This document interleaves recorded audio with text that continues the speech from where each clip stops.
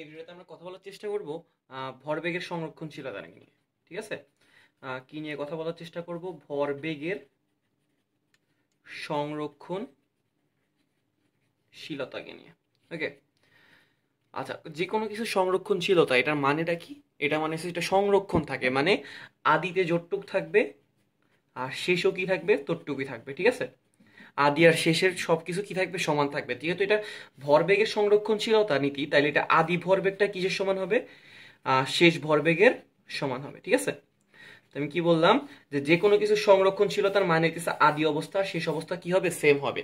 যেহেতু এটা ভরবেগের সংরক্ষণশীলতা নীতি, তাইলে এটা কি হবে, আদি ভরবেগটা কিসের সমান হবে, শেষ ভরবেগের সমান হবে। ঠিক আছে, সে ধরো তোমার এখানে m1 ভরের একটা বস্তু ছিল, এইখানে m2 ভরের একটা বস্তু ছিল, তাদের আদিবেগ ছিল u1 u2। তাদের মধ্যে হইলো কি, একটা অস্থিতিস্থাপক সংঘর্ষ হইলো। এই সংঘর্ষের পরে m1 বস্তুটা বেগ হয়ে গেল v1 আর m2 বস্তুটার বেগ হয়ে গেল কি v2। ঠিক আছে, এখন তাহলে যেহেতু আমরা সূত্র পড়লাম যে ভরবেগের সংরক্ষণশীলতা মানে ভরবেগটা কি থাকবে, সংরক্ষণশীল থাকবে। আদি ভরবেগটা কিসের সমান হবে, শেষ ভরবেগের সমান হবে। তাহলে আদি ভরবেগটা আমরা কি পাইতেছি? প্রথমত আমরা ভরবেগ মানে কি জানি, ভরবেগকে আমরা কি দ্বারা প্রকাশ করি, পি। আমরা ভরবেগ জানি ভর এবং বেগের গুণফলকে কি বলে, ভরবেগ। ঠিক আছে, তাহলে আদি ভরবেগ কি হবে, m1 বস্তুর জন্য আদি ভরবেগ হবে m1 u1, আর m2 বস্তুর জন্য আদি ভরবেগ হবে কি m2 u2। ঠিক আছে, তাহলে এইটা হইতেছে টোটাল আদি ভরবেগ। ঠিক আছে, এরপরে শেষ ভরবেগ কত আসতেছে, m1 v1। তারপরে দ্বিতীয় বস্তুটার জন্য আসবে m2 v2। এটাই হইতেছে কি শেষ ভরবেগটা আর কি। ঠিক আছে, তাহলে আমরা জানি যে ভরবেগের সংরক্ষণশীলতা নীতি থেকে m1 ভরের বস্তুটার সরি এই যে আদি ভরবেগটা কি হবে, শেষ ভরবেগের সমান। তাহলে আমাদের সূত্রটা কি দাঁড়াইতেছে, m1 u1 plus m2 u2 সমান সমান m1 v1 plus m2 v2। ঠিক আছে, এরকম যদি দুইটা বস্তু না গিয়ে তিনটা বস্তু যেত m3, ওকে, তিন নাম্বারটার বস্তু যদি কি হইতো, বেগ v3 হইতো, তাহলে আমরা কি লিখতাম, m1 u1 plus m2 u2 plus m3 u3। ঠিক আছে, সমান সমান m1 v1 m2 v2 plus m3 v3। এরকম চারটা হইতে পারে, পাঁচটা হইতে পারে, তাহলে সব কিছুর জন্য সূত্র কি থাকবে, সেম থাকবে। জাস্ট আমরা কি করব, আদি ভরবেগ আর শেষ ভরবেগের পার্টটাকে কি লিখে দিব, সমান লিখে দিব। ঠিক আছে, এরকম 100টা বস্তু হইলেও কোনো সমস্যা নাই। তাহলে আমাদের সূত্র মেইন ফর্মুলা কি দাঁড়াইলো, m1 u1 m2 u2 সমান সমান m1 v1 m2 v2। ঠিক আছে, তো আমরা এখান থেকে কয়েকটা কেস ডিরাইভ করব, মানে পরীক্ষায় যে কেসগুলো আসে, প্রথম টাইপের ম্যাথগুলো কিরকম আসে, বন্দুকের। ঠিক আছে, বন্দুকের পশ্চাৎ বেগের অঙ্ক আসে। ঠিক আছে, পশ্চাৎ বেগ নির্ণয়। ঠিক আছে, তো আচ্ছা, সে ধরো আমাকে একটা বন্দুকের পশ্চাৎ বেগ বের করতে বসে। আচ্ছা, আমাকে কি দেওয়া আছে, ধরো এরকম একটা বন্দুক দেওয়া আছে আর বন্দুকের ভিতরে একটা বুলেট আছে। ঠিক আছে, তো তোমার বন্দুকের ভর বলে দিছে কি, বড় হাতের এম, আর বুলেটের ভরটাকে কি বলেছে, ছোট হাতের এম। কি বললাম, বন্দুকের ভরটাকে কি বলছে, বড় হাতের এম, আর বুলেটের ভরটাকে কি বলছে, ছোট হাতের এম। ঠিক আছে, আর বুলেটের বেগটাকে কি বলতেছে, ছোট হাতের ভি। আমি ছোট হাতের ভিটাকে একটু আলাদা করার জন্য এখানে একটা টান দিলাম। আর বন্দুকের বেগটাকে আমরা কি বলতেছি, বড় হাতের ভি। বড় হাতের ভিতে আমরা কোনো টান দিই না। ঠিক আছে, আচ্ছা, তো তাহলে এখন আমরা জানি যে কি, ভরবেগের সংরক্ষণশীলতা নীতি থেকে আমরা কি জানি, আদি ভরবেগটা কি হবে, শেষ ভরবেগের সমান হবে। একদম শুরুতে বন্দুকের কথা যদি আমি চিন্তা করি, একদম শুরুতে বন্দুকটা কি ছিল, ধরো এরকম একটা বন্দুক, এই বন্দুকটা শুরুতে কি ছিল, স্থির ছিল, কোনো রকম নড়াচড়া ছিল ছিল না। তাহলে m1 u1 আমাদের সূত্রটা মেইন ছিল এটা, তাই না, m2 u2 সমান সমান m1 v1 plus m2 v2। আচ্ছা, m1 ধরলাম আমরা, এক নাম্বার, যে কোনো একজনকে এক নাম্বার দিবা। তুমি বন্দুককে এক নাম্বার দিতে পারো, বুলেটকে 2 নাম্বার দিতে পারো, অথবা বন্দুককে 2 আর বুলেটকে 1 দাও, তোমার ইচ্ছা। তো আমি কি করলাম, বন্দুককে 1 দিলাম আর বুলেটকে কি দিলাম, 2 দিলাম। ঠিক আছে, তাহলে এখানে m1 এর জায়গায় কার ভর হবে, বন্দুকের ভর। বন্দুকের ভরকে আমরা কি বললাম, বড় হাতের এম। আর শুরুতে বন্দুকটা একদম কি ছিল, স্থির ছিল। ঠিক আছে, তাহলে আমরা বন্দুকের আদিবেগ কত বসাবো, 0। আর m2 হইতেছে 2 নাম্বার, মানে বুলেটটার ভরকে আমরা কি দ্বারা প্রকাশ করছি, ছোট হাতের এম। শুরুতে কিন্তু বুলেটটাও স্থির ছিল। ঠিক আছে, আর যখন আমি বুলেটটা থেকে বন্দুকটাকে বের করছি, আচ্ছা, m1 হইতেছিল কি, বন্দুকের ভর, তাই না, বড় হাতের এম। আর যখন আমি কি করছি, বন্দুকটাকে বুলেট থেকে বের করছি, বন্দুকটা কি হবে, বুলেটটা কি হবে, সামনের দিকে বেগ লাভ করবে, আর বন্দুকটা কি হবে, পিছনের দিকে বেগ লাভ করবে। এই জন্য এটার নাম কি দিচ্ছি আমরা, পশ্চাৎ বেগ। আর বন্দুকের বেগটাকে আমরা কি নাম দিলাম, বড় হাতের ভি। ঠিক আছে, m2 হচ্ছে বুলেটের জন্য, এটাকে আমরা কি বলছি, ছোট হাতের এম। আর বুলেটের যে বেগে বের হইছে ওইটাকে আমরা কি বলছি, ছোট হাতের ভি। ঠিক আছে? তাহলে আমাদের এখানে এই বাম দিকের সাইডটা পুরো সাইডটা কি আসতেছে 0, আর ডান দিকে আসতেছে বড় হাতের এম বড় হাতের ভি ছোট হাতের এম ছোট হাতের ভি। ঠিক আছে? তো আমাকে ম্যাক্সিমাম টাইমে পরীক্ষার প্রশ্নে বন্দুকের পশ্চাৎ বেগ বের করতে বলবে, মানে বন্দুক কত বেগে পিছনের দিকে যাইতেছে, তাই না? আমি যখন একটা বুলেটকে কি করব, এই বন্দুক থেকে বের করব, বুলেটটা কি হবে, সামনের দিকে ভর লাভ করবে। তো ভর বেগের সংরক্ষণশীলতা নীতিটাকে মানার জন্য বন্দুকটা কি করবে, পিছনের দিকে ভর লাভ করবে, বেগ লাভ করবে। এটাকে আমরা কি বলতেছি, পশ্চাৎ বেগ। ওকে, তাহলে এই পশ্চাৎ বেগে আমরা ভি দ্বারা প্রকাশ করছি আর কি। ঠিক আছে? তাহলে আমরা এম ভি সমান সমান কি পাইতেছি, মাইনাস ছোট হাতের এম ছোট হাতের ভি। তাহলে আমাদের পশ্চাৎ বেগ বের করার সূত্রটা আসতেছে ছোট হাতের এম ছোট হাতের ভি ডিভাইডেড বাই বড় হাতের এম। এটা কিসের সূত্র পাইলাম, এটা পাইছি বন্দুকের পশ্চাৎ বেগ নির্ণয় সূত্র। ঠিক আছে? তাহলে কি করব, বুলেটের ভর আর বুলেটের বেগকে বন্দুকের ভর দ্বারা ভাগ করে দিলে আমরা কি পেয়ে যাবো, বন্দুকের পশ্চাৎ বেগ পেয়ে যাবো। খেয়াল রাখবা, তুমি যদি পশ্চাৎ বেগ বলো এই মাইনাস চিহ্নটা দিবা না। তুমি যদি শুধু বেগ বলো তখন মাইনাস চিহ্নটা দিলে কোনো সমস্যা নেই, কিন্তু যদি তুমি পশ্চাৎ বলো, পশ্চাৎ মানে তুমি কি একবার মাইনাস মানে ঋণাত্মক জিনিসটা বুঝাই ফেলছো, তখন জাস্ট কি করবা, ছোট হাতের এম ছোট হাতের ভি দিয়ে বড় হাতের এম দ্বারা ভাগ করে দিলে চলবে। বুঝতে পারছো? তুমি যদি বন্দুকের বেগ বলো তাইলে কি করবা, মাইনাস ছোট হাতের এম ছোট হাতের ভি ডিভাইডেড বাই বড় হাতের এম। যদি পশ্চাৎ বেগ বলা তাহলে মাইনাসটাকে বলার দরকার নেই, কারণ তুমি অলরেডি পশ্চাৎ বলার কারণে মাইনাসটা বোঝা যাইতেছে যেটা পিছনের দিকে যাইতেছে। ঠিক আছে? তাহলে শুধু বেগ বললে আমরা মাইনাসটা বলবো, আর পশ্চাৎ বেগ বললে আমরা মাইনাসটা না বললেও চলে। ঠিক আছে? তাহলে এখান থেকে আমরা ইজিলি কি করতে পারবো, বন্দুকের পশ্চাৎ বেগ বের করতে পারবো। যেমন ধরো আমরা যদি একটা অঙ্ক করতে যাই, প্রশ্ন কই, হ্যাঁ পাইছি। আচ্ছা, এখানে প্রশ্নটা একটু লেখা আছে, সুন্দর করে একটু চেক করে নাও। 5 কেজি ভরের একটা বন্দুক থেকে 0.5 কেজি ভরের একটা বুলেট 30 মিটার পার সেকেন্ড বেগে নিক্ষেপ করা হলো। তোমাকে কি বলছে, পশ্চাৎ বেগ কত। ঠিক আছে?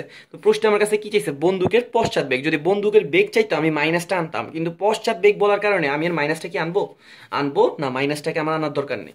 তো পশ্চাৎ বেগ বলে আমি আর মাইনাসটাকে আনলাম না, ছোট হাতের এম ছোট হাতের ভি ডিভাইডেড বাই বড় হাতের এম।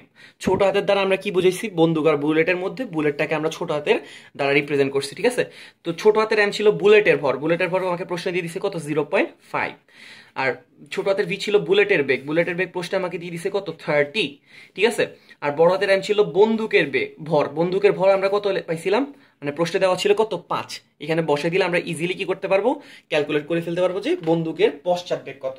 তাহলে 0.5 এর সাথে কত গুণ করবো, 0.5 এর সাথে আমরা 30 কে গুণ করে 5 দ্বারা ভাগ করে দিলে কত পাইতেছি, 3। তার মানে বন্দুকের পশ্চাৎ বেগটা কত, 3। ঠিক আছে?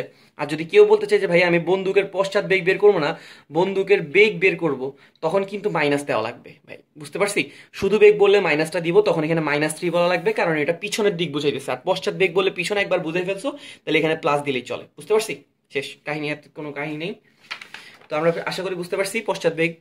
তাহলে একটা টাইপ ছিল কি, পশ্চাৎ বেগ। ওকে, আর আমরা সূত্র পড়ছি মেইন এইটা। আচ্ছা, আরো একটা জিনিস আমরা ম্যাক্সিমাম টাইম লক্ষ্য করি, সে ধরো মিলিত বেগ টাইপের প্রশ্ন। কি রকম প্রশ্ন, মিলিত বেগ। এটা আমরা 9-10 থেকে পরিচিত আছি মোটামুটি। যেমন আমাদের m1 ভরের বস্তু u1 বেগে চলতেছিল, m2 ভরের বস্তু u2 বেগে চলতেছিল। এখন সংঘর্ষের পর তারা কি গেছিল, আলাদা হয়ে গেছিল। কিন্তু যদি তারা সংঘর্ষের পরে কি হয়ে যায়, একটা একত্র হয়ে যায়। একত্র মানে কি, দুজন লাগালাগি লেগে যায়, আর আলাদা হইল না। ঠিক আছে? এখন আর এরা কি হবে না, যদি কি না হয়, আলাদা না হয়। ঠিক আছে? তাহলে আলাদা না হইলে কি রকম কাহিনী হবে, দুজনের বেগটা কি হয়ে যাবে, সেম হয়ে যাবে। যেমন ধরো আমি এই ক্যালকুলেটারের উপরে এই সাইন পেনটাকে রাখলাম, এখন আমি ক্যালকুলেটরটাকে ঠেলা দিলাম, তাহলে ক্যালকুলেটরের বেগ যেটা হবে সাইন পেনের বেগও কি হবে, সেম হবে। কারণ তোরা দুজন কি হিসেবে কাজ করতেছে, পুরোপুরি একটা সেম বস্তু হিসেবে কাজ করতেছে। ঠিক আছে? তো এখানেও সেম, দুটা বস্তু যখন সংঘর্ষের পর একত্র হয়ে যাবে তখন দুজনের বেগ কি হবে, সেম হবে। ওই সেম বেগটার নাম আমরা কি দিলাম, একটা ভি দিলাম। ঠিক আছে? যেহেতু সেম আছে আমরা এটাকে v1 v2 বলতেছিলাম, এখন আমরা সেম বেগটাকে কি বলবো, শুধু v বলবো। ঠিক আছে? তা আমাদের মেইন সূত্র কি রকম ছিল, m1 u1 m2 u2 সমান সমান m1 v1 m2 v2। ঠিক আছে?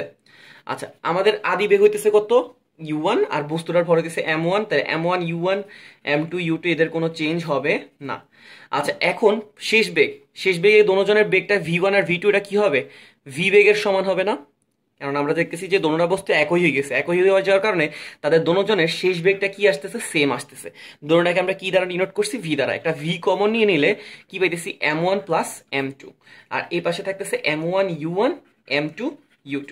তাহলে আমি এখান থেকে মিলিত বেগের একটা সূত্র পাইতেছি, m1 u1 plus m2 u2 divided by m1 plus m2। কি পাই গেলাম, মিলিত বেগের সূত্র। তাহলে মিলিত বেগ কিভাবে পাবো, আদি ভর বেগ, পুরো টোটাল আদি ভর বেগকে যদি আমি কি করি, দোনোটা বস্তুর ভর দ্বারা ভাগ করে দিয়ে দিই, তাহলে আমরা কি পাই গেলাম, মিলিত বেগ পাই যাবো। ঠিক আছে, আশা করি বুঝতে পারছি। আমরা একটা ম্যাথ দেখতে পারি। ওকে, এখানে কি বলতেছে একটু দেখো তো। গাছের ডালে বসা 2 কেজি ভরের একটা পাখিকে 0.5 কেজি ভরের একটা বুলেট 400 মিটার পার সেকেন্ড বেগে আঘাত করে। ঠিক আছে, তোমাকে জিজ্ঞেস করছে পাখিটার বেগ কত। ধরো এটা হচ্ছে আমাদের গাছ, আর গাছের ভিতরে এরকম কোন একটা পাখি বসে আছে। এই পাখিটার ভর হইতেছে কত কেজি, 2 কেজি। পাখিটার ভর হইতেছে 2 কেজি। এখন পাখিটাকে একটা বুলেট, ধরো এটা হলো আমাদের সেফ বুলেট, বুলেটটা কত বেগে আঘাত করতেছে, 400 মিটার পার সেকেন্ড বেগে। আমি এখানে 400 লিখতে যাই, আচ্ছা একটু কেটে লিখে দিই। 400 মিটার পার সেকেন্ড বেগে বুলেটটা কি করছে, আঘাত করছে। আচ্ছা, আঘাত করলে বুলেটটা কি প্রতীক মানে বাধা খায় আবার ফিরে আসবে না, আঘাত করলে কি যাবে, বুলেটটা পাখিটার ভিতর রয়ে যাবে। ঠিক আছে, তখন কি হবে, বুলেটের বেগ আর পাখির বেগ দোনোটার কি হয়ে যাবে, সেম হয়ে যাবে। কারণ তখন বুলেট আর পাখি পুরো টোটাল জিনিসটা কি হিসেবে কাজ করবে, টোটাল জিনিসটা একটা বস্তু হিসেবে কাজ করবে এবং তারা দোনোজন নিচে পড়ে যাবে।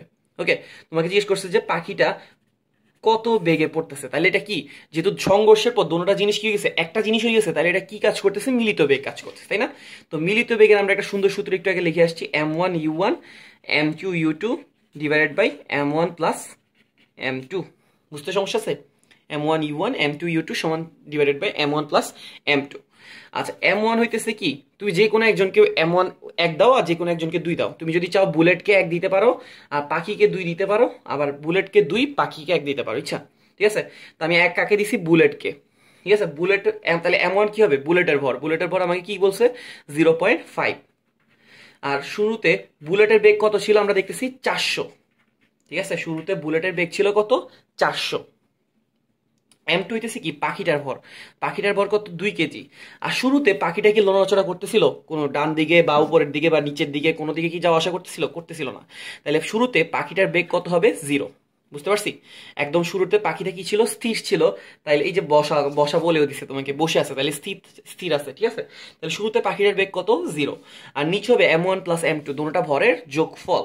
তাহলে একটা ভর হচ্ছে 2 কেজি আর একটা হচ্ছে 0.5, তাহলে নিচে হবে 2 প্লাস 0.5। দুটোটা যোগ করে ক্যালকুলেট করলে আমরা কত পাইতেছি, 0.5 গুণ 400 ভাগ 2.5 করলে আসতে পারছে কত, 80। ঠিক আছে, তার মানে বুলেট এবং পাখি দুজন সেম বেগে পড়বে এবং কত বেগে পড়বে, 80 মিটার পার সেকেন্ড বেগে পড়বে। এটা কি, মিলিত বেগ। আমি আরেকবার ছোট করে বুঝাই দিই। তোমার একটা গাছের ডালের মধ্যে একটা পাখি বসা ছিল যেটার ভর 2 কেজি। ঠিক আছে, একটা বুলেট আসতেছে 400 মিটার পার সেকেন্ড বেগে, তার ভর দেওয়া হচ্ছে 0.5 কেজি। তারা কি করছে, আঘাত করছে। আঘাত করলে কি হয়ে যাবে, পাখিটার মধ্যে বুলেটটা রয়ে যাবে। তাহলে তারা দুজন একটা সেম বস্তু হিসেবে কাজ করবে। তাহলে তখন বেগ যে কাজ করবে ওইটা হচ্ছে মিলিত বেগ। আর মিলিত বেগ বের করার একটু আগে একটা সূত্র দেখে আসছি, এটা। ওকে, তাহলে এখান থেকে আমরা বেগের মান পাই গেছি যে কত বেগে পাখিটা নিচে পড়তেছে। ওকে, চলো আরো 2টা ম্যাথ প্র্যাকটিস করা যাক।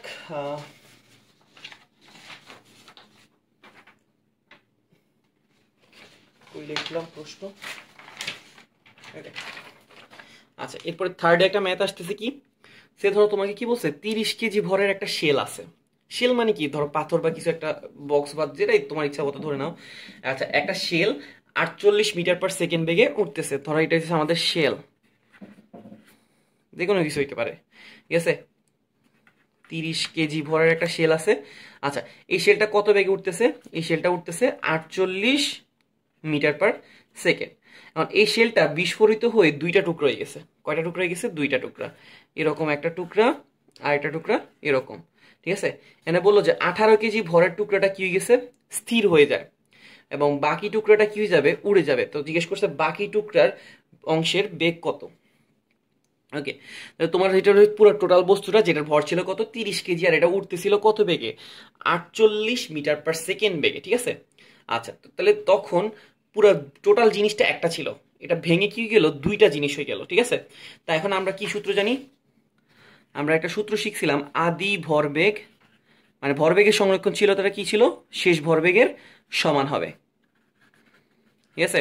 আদিতে কি ছিল, পুরো জিনিসটা একটা বস্তু ছিল, আর তখন তার ভর ছিল কত 30, আর তখন তার বেগ ছিল কত 48। ওকে। আচ্ছা, তো যখন এটা বিস্ফোরিত হইলো তখন কয়টা খণ্ড হইলো, দুইটা খণ্ড। এখানে বললো যে দুইটা টুকরা হইলো, একটা টুকরা হইতেছে কত কেজি, 18 কেজি। সে ধরো এটা হচ্ছে আমাদের 18 কেজি, আর ওইটা কি হয়ে গেছে, স্থির হয়ে গেছে, তার মানে এটা শেষ বেগ কত, 0। ওকে। আর তাহলে বাকি টুকরাটার ভর কত হবে, তোমার কমন সেন্স কি বলে, যদি পুরো টুকরাটা 30 কেজি হয়, এই টুকরাটা 18 কেজি হয়, তাহলে বাকি টুকরাটা অবশ্যই কি হবে, 12 কেজি হবে। ঠিক আছে। আর জিজ্ঞেস করছে এই টুকরার বেগ কত। এখন আমরা একটা সূত্র শিখছিলাম কি, আদি ভরবেগ, মানে সূত্র মানে কি, ভরবেগের সংরক্ষণশীলতা নীতি থেকে আমরা সবাই জানি যে আদি ভরবেগ কি হবে, শেষ ভরবেগের সমান হবে। ঠিক আছে। আচ্ছা, তাহলে এখানে আদিতে বস্তুটা ছিল 30 কেজি, তার ভর বেগ ছিল কত 48, তাহলে তার ভরবেগ হচ্ছে 30 গুণ 48। ওকে। তারপরে শেষে 18 কেজি যে ভরের বস্তুটা আছে তার শেষ বেগ কত, 0, তাহলে 18 গুণ 0। আর 12 কেজি যে ভরের বস্তুটা আছে তার বেগ হইতেছে কত, ভি। এখান থেকে আমরা ইজিলি কি করতে পারবো, ভিটা ক্যালকুলেট করে ফেলতে পারবো। তাহলে পাইছি 30 গুণ 48 ডিভাইডেড বাই 12। ঠিক আছে। তাহলে এখানে আসতেছে কত, 120 মিটার পার সেকেন্ড। তার মানে 12 কেজি ভরের বস্তুটা 120 মিটার পার সেকেন্ড বেগে উড়ে টুকরাটা দূরে সরে যাবে। ঠিক আছে। চল আরেকবার লাস্ট একবার বুঝাই দিই। আমায় কি বলছে, 30 কেজি ভরের একটা শেল, ঠিক আছে, 48 মিটার পার সেকেন্ড বেগে উঠতেছে। শেলটা কি গেছে, বিস্ফোরিত হয়ে 18 কেজি একটু ভরের টুকরা স্থির হয়ে যায়, আর বাকি টুকরাটা উড়ে যায়। তো বাকি টুকরাটা নিশ্চয়ই 18 কেজি, আর টোটাল টুকরাটা হয়েছিল 30 কেজি, তাহলে বাকি টুকরাটা অবশ্যই কত কেজি, 12 কেজি।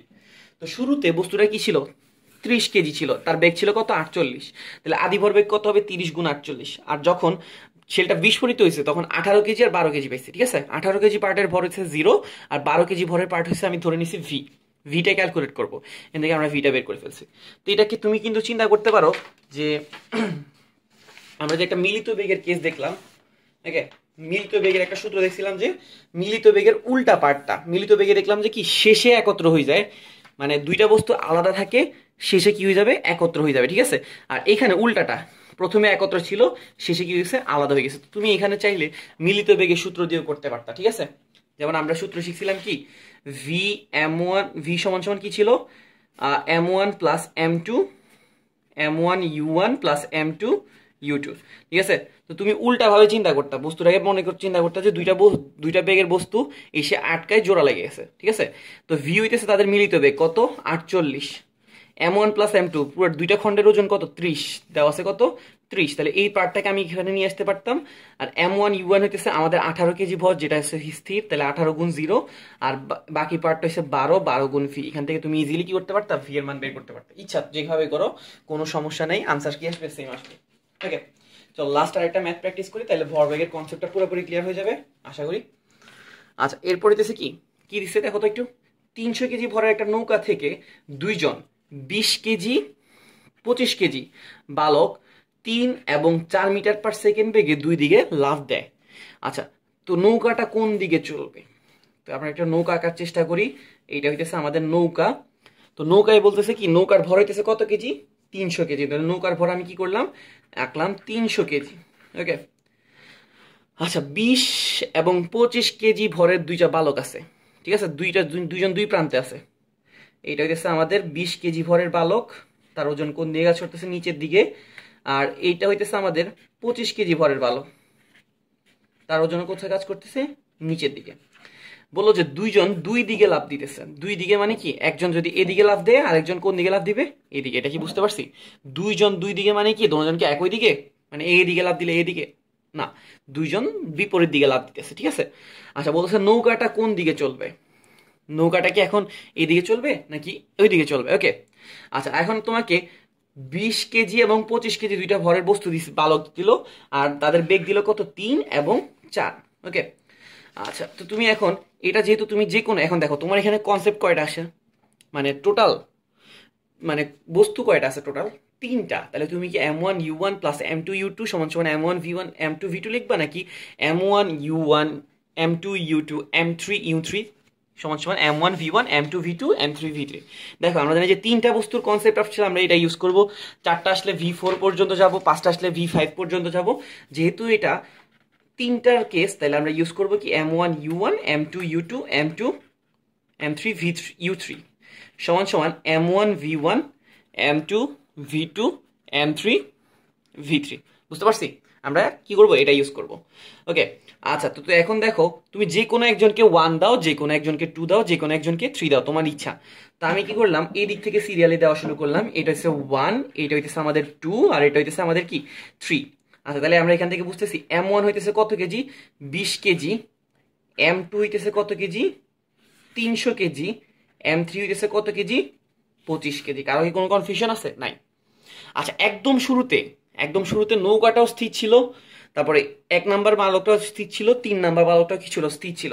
তাহলে প্রথমে একদম শুরুতে এই আদিবেগ সবার 0 ছিল, তাহলে পুরো বস্তুটা কি হবে, এই পার্টটা কি আসতেছে, 0 আসতেছে। বুঝতে পারছি? শুরুতে কি ছিল, সবাই 0 ছিল, তাহলে সবার কি ছিল, স্থির ছিল, তাহলে 0 0 0, তাহলে এখানে কি আসবে, সব 0 আসবে। আচ্ছা, M1 হইতেছে কি, 1 নাম্বার ভরের বস্তুটার ওজন কত কেজি, মানে 1 নাম্বার বস্তুটার 1 নাম্বার বালকের ভর কত কেজি দেওয়া আছে, 20 কেজি।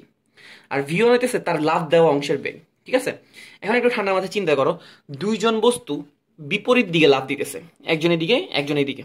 ঠিক আছে, আচ্ছা বলো তো, দোনোজন যদি একই দিকে লাফ দিত, কোনো মাথা ব্যথা ছিল না, তখন আমি কি করতাম, 3 আর 4 লিখে দিতাম। কিন্তু এখন যেহেতু বিপরীত দিকে লাফ দিচ্ছে, তখন তো একটু কিছু না কিছু একটা চেঞ্জ তো আসা উচিত অবশ্যই। কারণ দোনোজন একই দিকে লাফ দেওয়া যে কথা, দোনোজন আলাদা দিকে লাফ দেওয়া কিন্তু পরস্পর বিপরীত কথা। ঠিক আছে, তাহলে একটা ছোটখাটো হইলেও কি আসবে, চেঞ্জ আসবে। তো যখন আমরা দুইটা দিকে কোনো একটা জিনিসকে দেখবো, দুইটা দিকে যাইতেছে, তখন যে কোনো একটা দিককে আমি কি করব, পজিটিভ সেট করব। সেই ধরো আমি এই সাইডটাকে পজিটিভ সেট করলে এই সাইডটা কি আসবে, নেগেটিভ। ঠিক আছে, আবার যদি আমি এই সাইডটাকে নেগেটিভ সেট করি, তাহলে এটা কি আসবে, পজিটিভ। ইচ্ছা তুমি যে কোনো একটা সাইডকে কি করো, পজিটিভ সেট করো। ঠিক আছে, সে ধরো আমি এখন এই পাশটাকে পজিটিভ চিন্তা করলাম, তাইলে মানে ডান দিকে যারা যাইতেছে তারা সবাই পজিটিভ, তাহলে বাম দিকে যারা যাবে তারা সবাই কি হবে, নেগেটিভ হবে। বুঝতে পারছি? তাহলে বাম দিকে যারা যাবে সবাই নেগেটিভ। তো এখন তাহলে 1 নাম্বার ভরের যে বস্তুটা ছিল ওটা লাফ দিছিল 3 মিটার পার সেকেন্ড বেগে, তাহলে আমাদের V1টা কি পজিটিভ 3 আসবে নাকি -3 আসবে? যেহেতু বাম দিকের সবকিছুকে আমি এখন কি ধরে নিছি, নেগেটিভ ধরে নিছি, তাহলে 1 নাম্বার ভরের বস্তুটার বেগ হবে কি, -3। তাহলে আমরা কত বসাবো, -3।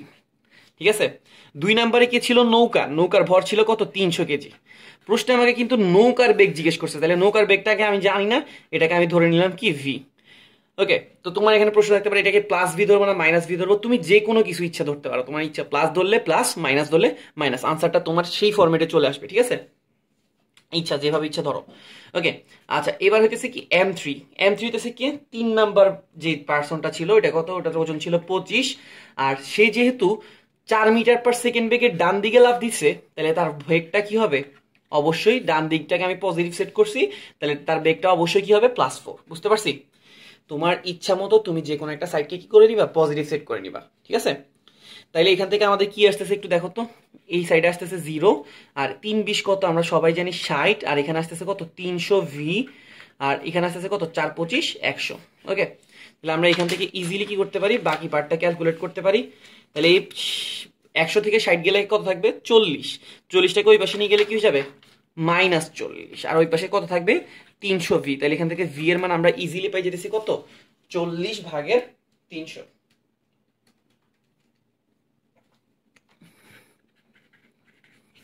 আচ্ছা দেখো, এখন নৌকার যে বেগটা আসছে এটা কি পজিটিভ আসছে না নেগেটিভ আসছে, নেগেটিভ আসবে। এখন নেগেটিভটাকে তুমি এই দিককে সেট করছো নাকি এই দিককে সেট করছো, অবশ্যই বাম দিকেরটাকে সেট করছো। তাহলে নৌকাটা এই -0.133 বেগে কোন দিকে গতিশীল হবে, বাম দিকে গতিশীল হবে। বুঝতে পারছি? কোন দিকে গতিশীল হবে, বাম দিকে গতিশীল হবে। চলো আরেকবার একটু ভালো করে ক্লিয়ার হয়ে যাক। আমাকে কি দিছিল, 300 কেজি ভরের একটা নৌকা দিছিল, ওই নৌকা থেকে 20 কেজি এবং 20 কেজি এবং 25 কেজি ভরের দুইটা বালক 3 এবং 4 মিটার পার সেকেন্ড বেগে দুই দিকে লাফ দিতেছিল। ঠিক আছে, জিজ্ঞেস করছিল নৌকাটা কোন দিকে কত বেগে চলবে। ওকে, তো আমরা কি করছিলাম, দেখলাম যে এখানে 3টা বস্তু আছে, একটা হচ্ছে 1 নাম্বার বালক, 2 নাম্বারে দিলাম নৌকাকে, আর 3 নাম্বারে দিলাম আমাদের সেকেন্ড বালকটাকে। তাদের ভর হইতেছে একজনের 20, নৌকার ভর 300, আর একজনের হইতেছে কত, 25। দুইজন দুই দিকে লাফ দিচ্ছে, তো আমরা কি করছিলাম, যে কোনো একটা সাইডকে পজিটিভ সেট করছিলাম। আমরা কাকে পজিটিভ সেট করছি, ডান দিকটাকে পজিটিভ সেট করছি, তাহলে বাম দিকে সবকিছু কি হবে, নেগেটিভ। তাহলে যেহেতু প্রথম বালকটা বাম দিকে লাফ দিচ্ছে, তাহলে তার বেগটা কি হবে, নেগেটিভ। তারটা ছিল 3 দেওয়া ছিল, তাহলে আমরা কি ইউজ করলাম, -3।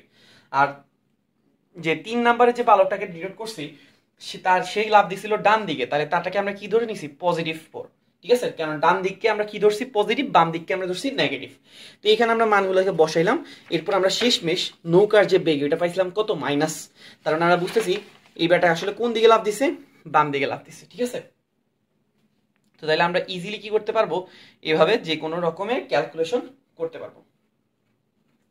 তো থ্যাংক ইউ।